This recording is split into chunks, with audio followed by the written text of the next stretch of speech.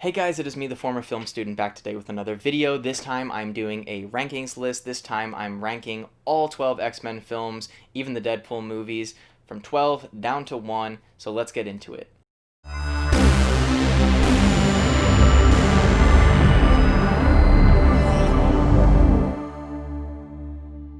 Before I do that, I want to tell you guys why I'm reviewing these films, or ranking them more so, at this point in time, and that's because I am seeing New Mutants in theaters this Friday. I am over the moon excited. I haven't seen a movie in theaters since like March or February. It was several months ago. Going to the theaters is one of my favorite experiences. I absolutely love doing that. It's my favorite thing. It fills me with so much joy. The big screen, the sound, the overall atmosphere, the smell of popcorn in the air. I absolutely love it. It fills me with so much joy. So I'm so excited to finally get to see a movie in theaters. Even if New Mutants isn't one that I'm over the moon excited for, I am really excited to just get to see any movie in theaters right now. So with that being said, let's get right into this video.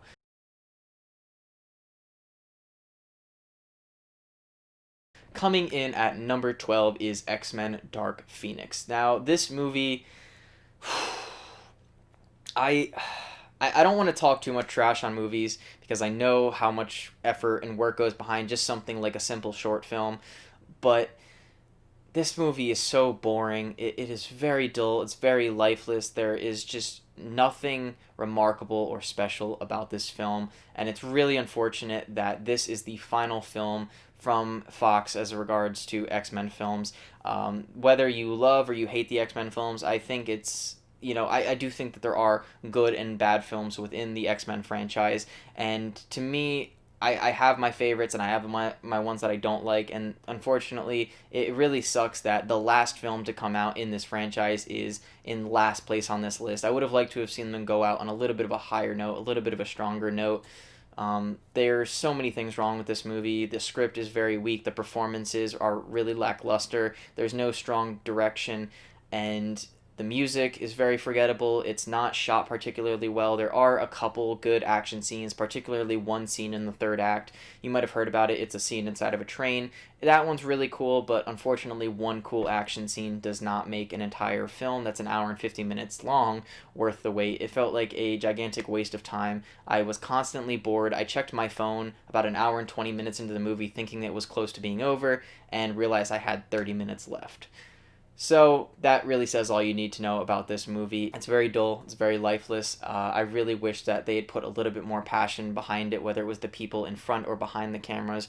All around, it just felt like a very lackluster film.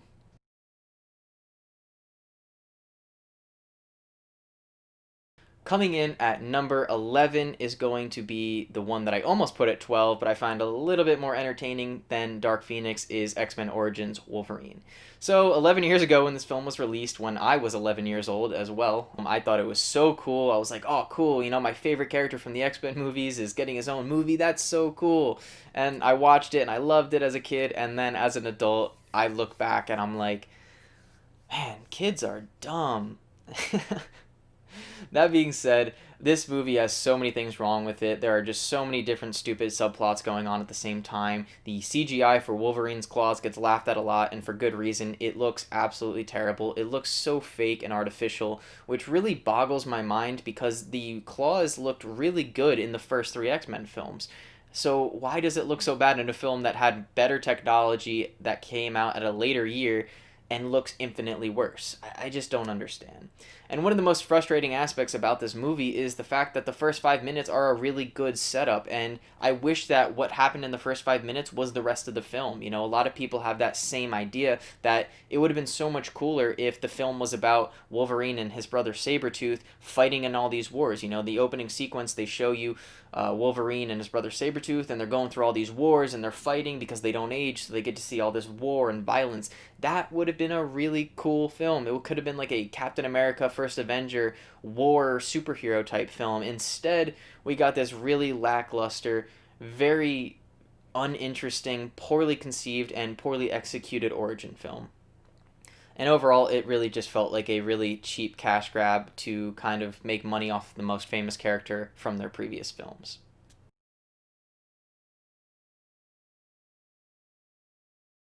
Coming in at number 10 is X-Men Apocalypse. Now, While X-Men Origins and X-Men Dark Phoenix are infinitely worse films than this is probably the most disappointing X-Men film for one main reason, and that's because coming off the heels of Days of Future Past, I was so excited for Apocalypse. They cast Oscar Isaac as the villain Apocalypse, and I love Oscar Isaac. I think he's such a talented actor, Ex Machina, inside Llewyn Davis. He is just such a talented actor, and to waste his performances on this film, it just felt like an actual crime. It was so upsetting to watch this film. I was in the theater. I was constantly contemplating falling asleep because it was just so boring. It has so many of the same issues that Dark Phoenix has. It's just boring. It's lifeless. It feels like nobody cares about this film, more so in Dark Phoenix, but this was the start of it. This felt like the first film where nobody was really giving it their all. Jennifer Lawrence clearly stopped caring about her character,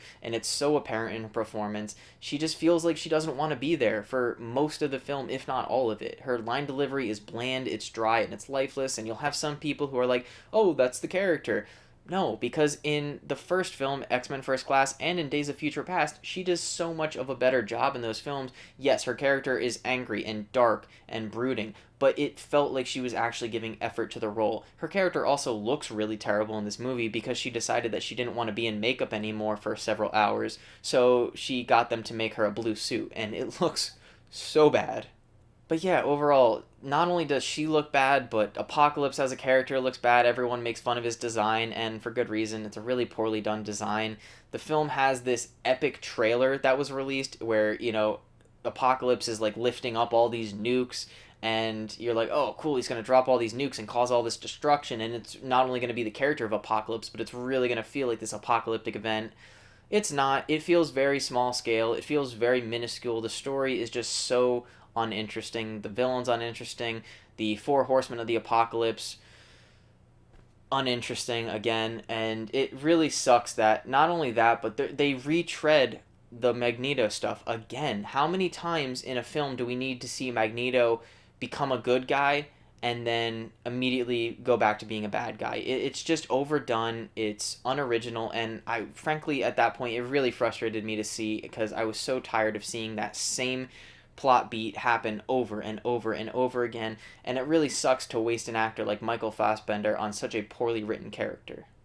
So overall, X-Men Apocalypse, really disappointing, really boring. It's a film that I never really want to watch again just because, like Dark Phoenix, it's lifeless and it just feels like a waste of time and like nobody really cared about the film.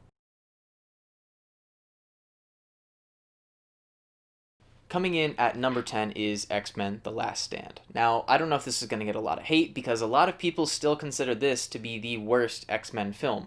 And to those people, I don't really understand their point of view. Now, obviously, everyone is entitled to their own opinion. Again, this is not the right list. This isn't the perfect list. This is just my list. And I understand someone hating this film because it's a very unsatisfying ending to what could have been a really good X-Men trilogy. But that being said, I think all of the stuff that's wrong with Dark Phoenix, they do a lot better in this movie. Even though they don't handle the Dark Phoenix saga well in this one, I think they do it 10 times better in this movie than they do in Dark Phoenix. And it makes me so confused as to why they even tried to do it again because it failed so miserably in this movie. And to say that they did it better in this one than Dark Phoenix is a testament to how bad Dark Phoenix is.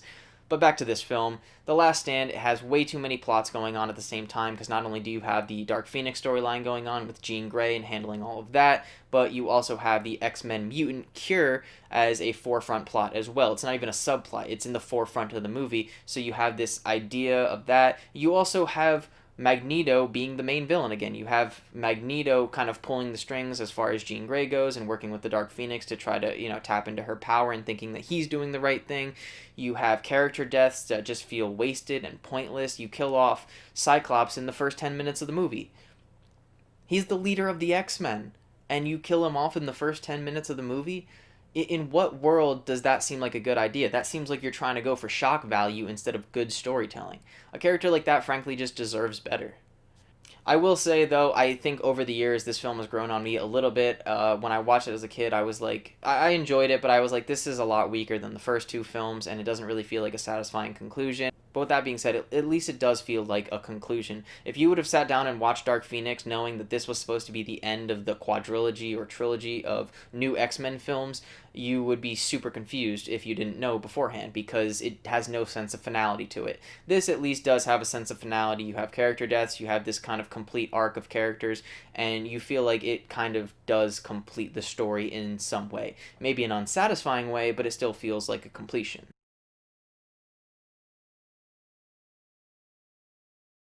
Coming in at number 9 is X-Men the Wolverine. This movie is a little bit of a mixed bag for me, and I have really conflicted feelings on it because I go back and forth on one kind of concept, and that concept is a movie that's good but forgettable better than a movie that's bad but more memorable? And not in a way that's like, oh, it's so bad it's good, but in a way that's like, that's not a good movie, but I was entertained and I at least think about it. The Wolverine is a competently made movie. The direction is fine. The cinematography has its moments. There's some really nice shots in this movie. And the overall story of Wolverine going to Japan and having to deal with this idea of, maybe I can get rid of this mutation and I don't have to live forever. I've seen so much pain, so much loss and suffering, and I've lost so many people that I loved, that maybe I don't have to live with that anymore. And now you have a character that's, you never had to deal with the idea of dying, contemplating that and feeling pain, and he's not healing as fast. And I think that's a really interesting way to take a character like that, because characters that are sort of immortal in that sense, the ones that can't die or are nearly impossible to kill because of their healing factors or something like that, you kind of struggle with the idea of making them feel vulnerable. But in this film, they handle that particularly well, in my opinion. But overall, I just find it to be a forgettable film.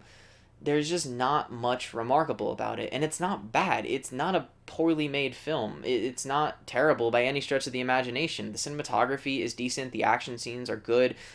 Hugh Jackman as Wolverine is as good, as he's been in the past. But there's just nothing about it that makes me think about it. There's not a specific scene from that movie. There's not a moment. There's not a story arc or anything about it that makes me go, huh, yeah, that was different. It almost seems like they just settled for just good enough. They never wanted to go that extra mile to make a truly remarkable film or to take that extra leap. And there's nothing that really is risky in this film. It doesn't feel like they take any risks. They don't take anything that could possibly be a downside to the film. They just sort of settle for, this is average. And to me, I always struggle with, is that worse than a film that's bad but at least took some risks and, took the opportunity to try to do something different?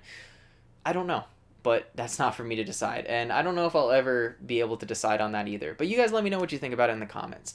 But that being said, The Wolverine isn't a terrible film, it's just a forgettable film.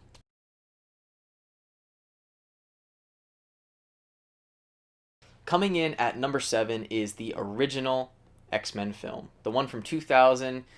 This movie is also a mixed bag because I have very heavy nostalgia when it comes to this movie, watching it at such a young age, my dad introducing it to me and introducing the X-Men to me as a whole.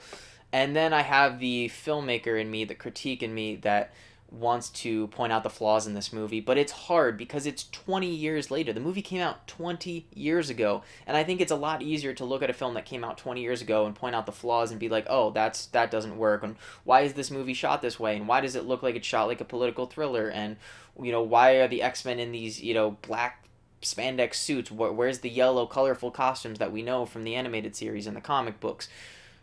But at the time, you have to understand where comic book movies were at. This is even before Sam Raimi's Spider-Man movies, so you didn't even have those to influence it. The most recent films that you had were Blade and the Joel Schumacher Batman movies.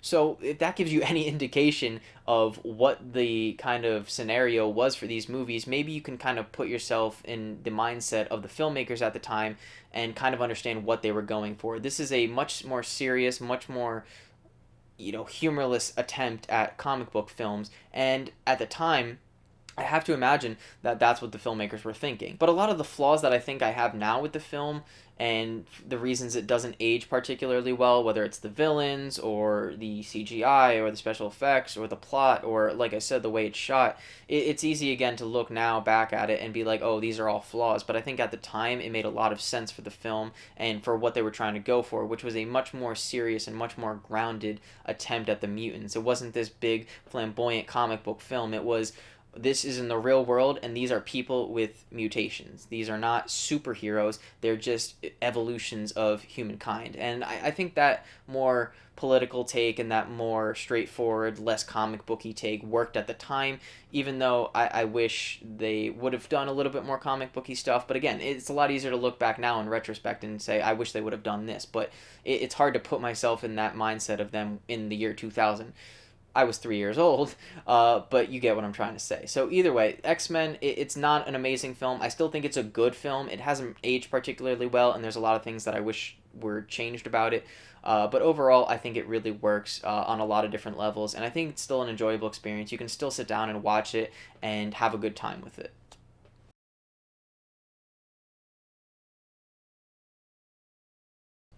Coming in at number 6 is Deadpool. Now, Deadpool is not a great movie. The special effects are a little shoddy. It had a low budget. The storyline, a little weak. The script could have used tightening. The villain, kind of bland and uninspired. However, this movie is a damn good time, and at its core, and this is coming from someone who loves the art of filmmaking, I love all of that stuff. I love when a film is well crafted and well made and the script is well thought out and well written. But at the end of the day, movies are still a form of entertainment, and this movie is entertaining as hell. It is hilarious. The fight scenes are fun. They're energetic. Ryan Reynolds as the character, probably one of the most perfect casting choices of all time. Ryan Reynolds is perfect as Deadpool, and I'm so glad that he pushed for this movie to get made because honestly, it was a really, really fun, enjoyable film at the time, and to this day is a movie that you can watch, have a good time, put on with your friends, grab a couple snacks, grab some drinks, grab some beers, whatever you guys want, and just have a good time, sit back and laugh. No, the plot isn't great, like I said. The villain is kind of weak. And overall, the storyline, less than stellar. But it's entertaining, it's fun, it's enjoyable. And yes, a lot of what I think is wrong with this film, they improve in the second film. And I'll get to that film a little later.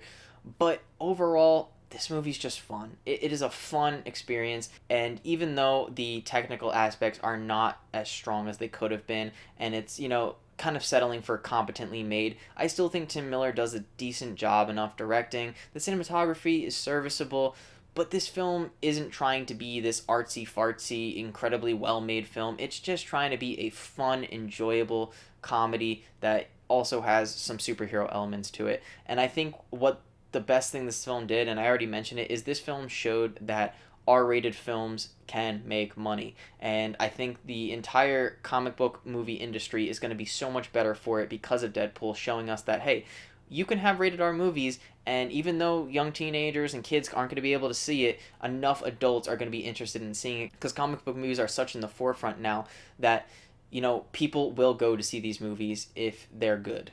And that's what the Deadpool is. It's a really fun, really enjoyable, good movie.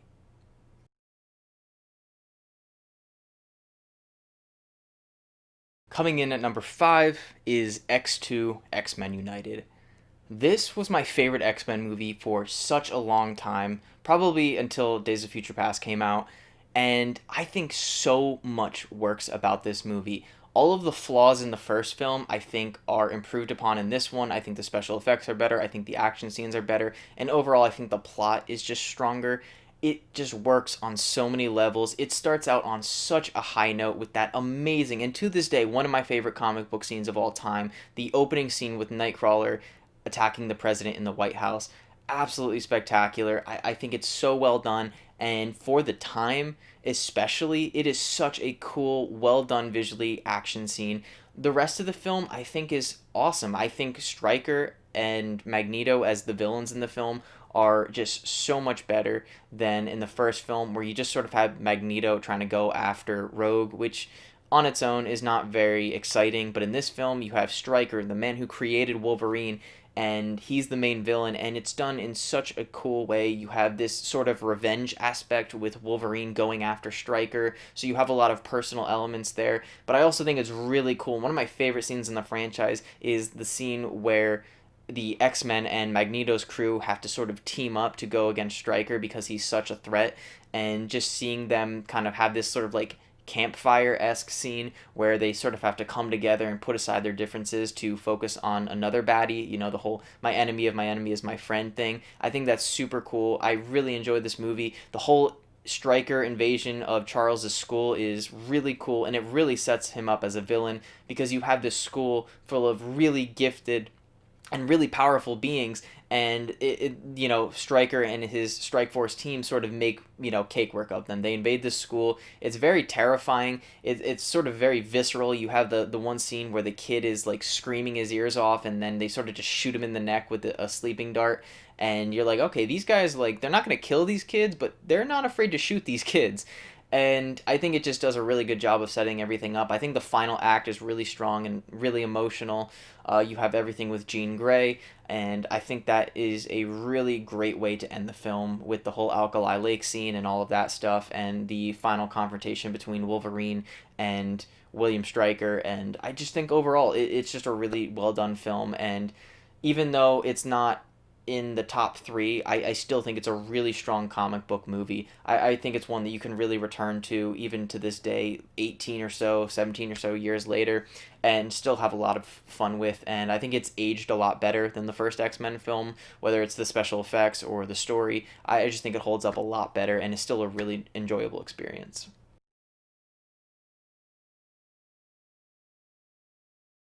Coming up at number four is Deadpool 2. Now, I don't know if this is going to get a lot of hate. I'm not really sure a lot of people's opinions on Deadpool 1 versus Deadpool 2. In my opinion, Deadpool 1 is a really fun comedy with some okay action scenes and a mediocre plot. Whereas the second one, I feel like it has even better action. I think the action is so much better filmed. They got in David Leitch, or Leitch, not sure how to pronounce his name, from the John Wick film, and the action is just so much better. I think the comedy is even funnier. I think the plot is stronger. You have a really cool relationship with Deadpool and the little kid Russell. I just think that overall it's done really well. I think it's just such an improvement in pretty much every area to the first one. Even in the first one, I thought there was some very shoddy special effects. This one improves the special effects. You get a really funny and really entertaining version of the Juggernaut. He's just this huge, massive guy, and in one part, he rips Deadpool like clean in half, which is just hilarious and awesome. And it's just all that comic booky goodness that we as comic book fans and superhero fans love to see. And like I said, I just think it's shot better. I think the action's better. I think the comedy is even funnier. One mistake that I think they do make with this film is, and if you haven't seen it, spoiler, but if you're watching this video, I would have hoped you have seen all the X-Men films. But that being said, again, spoiler warning, one of the mistakes that I think they did in this film is killing off Vanessa, the girlfriend from the first film, because I'm not a big fan of franchises where they set up this really interesting romance in the first one and you have these characters that are really lovable. I mean, the entire first film is Deadpool sort of trying to get back Vanessa from Ajax. And this film kind of erases that because she dies within the first like 15 minutes of this movie. I get what they were trying to do, and I think it sets up some emotional moments, but I would have just liked to have seen that relationship progress. But that being said, again, I think it's an improvement over the first film in every conceivable way. I really enjoyed it. It's a movie that I don't think I've seen since release in theaters, but I'd really like to go back and watch it again. I think it's really funny. I think the action's really cool, and I love the last action sequence. Also, Cable, awesome. The idea to cast James Brolin as Cable, awesome. I'm so glad that they didn't listen to fans who were like, "Oh, he's already Thanos," who blah blah blah. Okay, as Thanos, he's a giant purple alien. He's if you didn't know who he was, you wouldn't be able to tell. He's given me two of probably my favorite comic book performances in the last 10 years with both Cable and Thanos. So keep casting James Brolin. The guy knows what he's doing with comic book characters.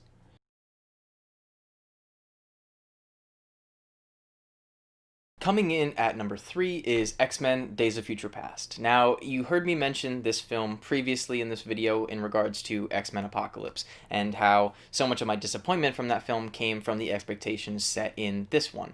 And for good reason. I still, to this day, really, really love this movie. Is it incredible? No. Do I love it? Absolutely. And yes, there are issues with it. Does it rely heavily on nostalgia? Yeah, it brings back cast members from the original trilogy, so if you haven't seen that, then you're not going to care as much. But for me, being a fan of the original trilogy, even though the third one's a little, less than stellar, loving the first two at the time, and really enjoying X-Men First Class, and seeing them bring the two together, I just thought was so epic. This movie has such an epic feel to it that I think it separates itself from every other X-Men film in the franchise. Whereas a lot of them are a little more grounded, a little more based around just a smaller scale story, this one has such an epic feel to it. The opening scene with the Sentinels, and you just get this glimpse of this dark and gloomy and depressing future where mutants and humans alike are being kind of held captive and hunted down by these Sentinels. It almost has like a Terminator 2 Judgment Day kind of apocalyptic feel to it, which I absolutely think is so terrifying and horrifying. And as, someone like myself, I'm terrified of that idea. The idea of this, like, very post-apocalyptic, horrifying, depressing wasteland. And the opening action scene where you just see these Sentinels just destroying and dismantling these X-Men is so gripping and such a great way to set up these villains and this future, so that when they inevitably have to send Wolverine back into the past, back into the 1980s, to correct this so that this future doesn't come to fruition, you really get this sense of urgency. You're really on board. You're like, okay, I've seen what happens if this doesn't change, and so now you're fully on board with Wolverine's mission. You completely understand what he has to do. This film also gave us probably one of the most iconic and best action scenes in any comic book film ever, that being the Quicksilver scene. It is the scene that was widely discussed when the film was released, and it took like 4 or 5 months or something, they said, to make, and it is beautiful. This is what I need in my comic book movies. I need these characters to use their powers in ways that visually astonish me, and the whole time in a bottle scene is so beautifully done, so beautifully orchestrated. Even Evan Peters' portrayal as the character, he's in the film very, very briefly, makes such a mark, and it's such a waste that in the later films in this franchise, Apocalypse and Dark Phoenix, they never do anything as interesting with this character, and they never have a scene as cool as this one. They tried to go for it in Apocalypse, but it just didn't have that same feel. It didn't have that same oomph, and maybe it's because it's never as good the second time. But for me, they did it so well just because it was so unexpected. You meet this guy and you see what he can do. He's playing ping pong with himself and he's stealing TVs and all that cool stuff. And then you see the true nature of his power. And it is just so awesome. It's, again, all that comic booky goodness that we really do love. And this movie in general, like I said, it does everything that I want it to. I think the music's really good. I think the bringing back the old cast to meet the new cast was awesome. I love seeing Charles Xavier, both the old and the new version of him, just come face to face. James McAvoy and Patrick Stewart, two great, great actors just coming together. I just absolutely loved it. And like I said, it has such an epic feel to it that most X-Men films don't have.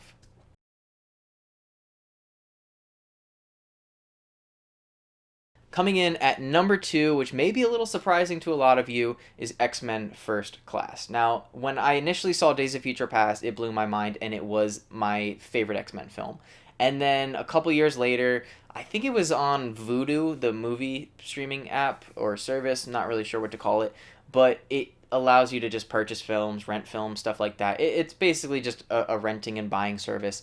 And they had a special. It was like $12, and you get X-Men First Class, and you get X-Men Days of Future Past. So I was like, oh, I gotta buy it. And I was working at a movie theater at the time in high school, so really didn't have any expenses.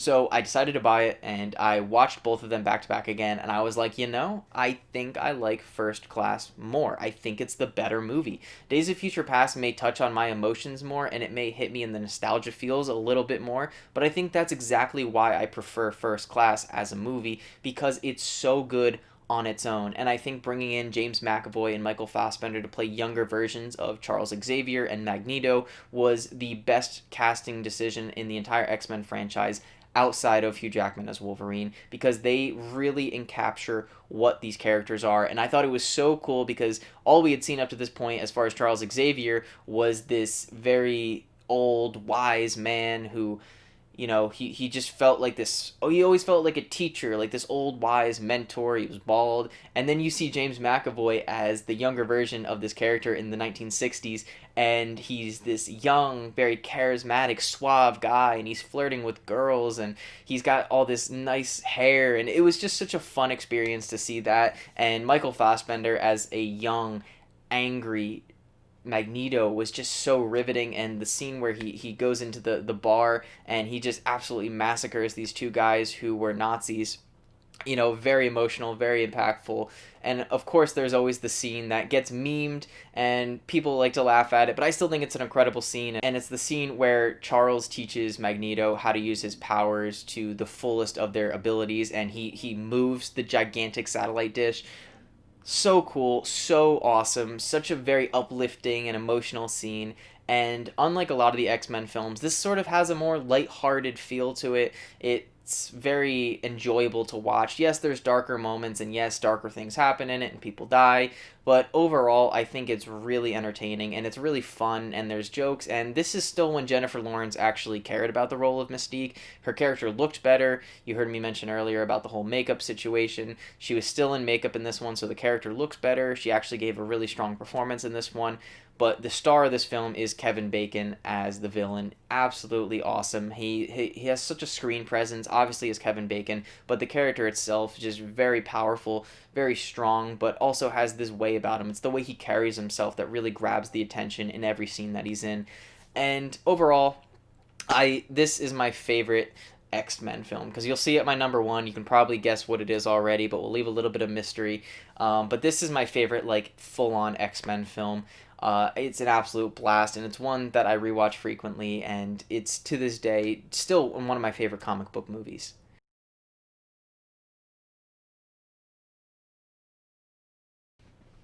Okay, coming in at number one, you guys probably guessed it, it's Logan.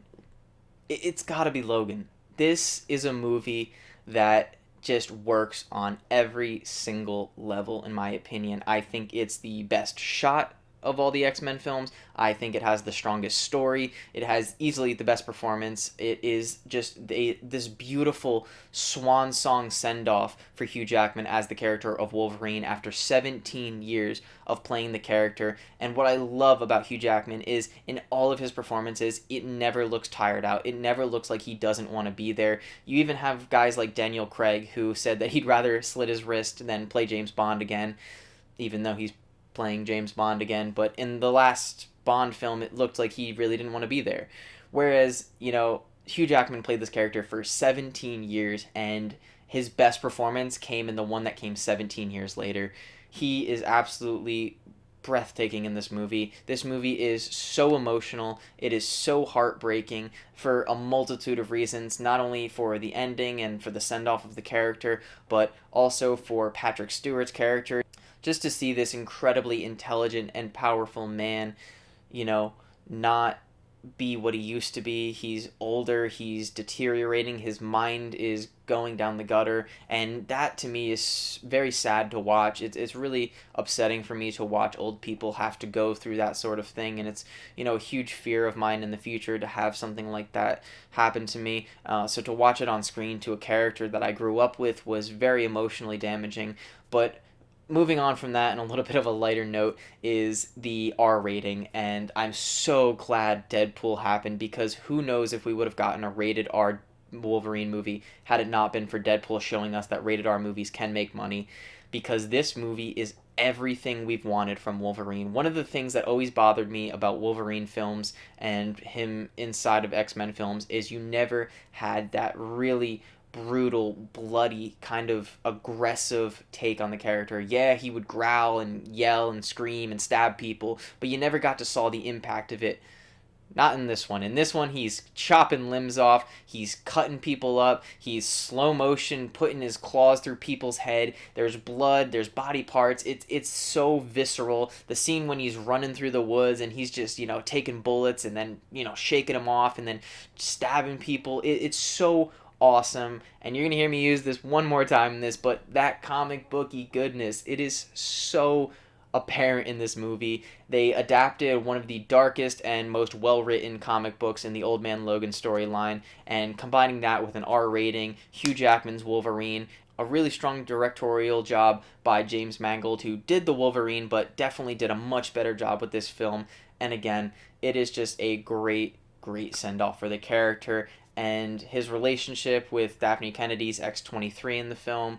I think her character's name is Laura, but overall, that father daughter relationship they have is, people, called it very similar to The Last of Us, and maybe it is because it is this sort of apocalyptic sort of tale of bringing this one character to a location and getting her to safety and all that stuff, but I didn't care. To me, it really worked on every level, whether it was the gore, the violence, the emotional aspect, the writing, the directing, the cinematography. I think all of it worked really strong together. And it was when the trailers first came out, my dad said, that's just a movie is going to be good. And he was absolutely right, because it just, again, works on every level for me. It is easily my favorite X-Men film in the entire franchise, even though it's less of an X-Men film and more of just this sort of Western action drama. But I just think it works. And I absolutely loved the film. It's one that I saw twice in theaters, and it's just an absolutely brilliant film. And yeah, so that closes out this list. I hope you guys enjoyed it. I may have talked a little too much and maybe rambled on a little bit, but I didn't want this one to be super highly edited and calculated. I didn't really write a script. I sort of just ranked the films and then wanted to talk about them in front of the camera. So I am very excited to go see New Mutants on Friday. I am really hoping that it's good, because even though Marvel has the rights, this can sort of be like the final X-Men film as far as Fox films go. But that being said, I'm really excited to see it. This was my ranking of the X-Men films. Let me know your rankings down in the comments down below. I'd love to hear what you guys have to say. I'd love to see where we agree and where we differ. Maybe I have a film higher up on my list and you have it lower, or vice versa. I'd love to engage in conversations with you guys. That's the one thing. I've only put out 2 videos, and the second one really didn't get any comments, which is totally okay. Feel free to not comment, but I'd love to engage in conversations with you guys. I'm going to be trying to reply to any comments that I get, and I'd love to build this sort of interaction between myself and those of you who watch me. And so yeah, so let me know your rankings down below. Let me know what you guys thought of the video. As always, if you want to see more from me, make sure to subscribe and like the video if you enjoyed it. If not, I do apologize. But that's all for today, and I will see you guys next time.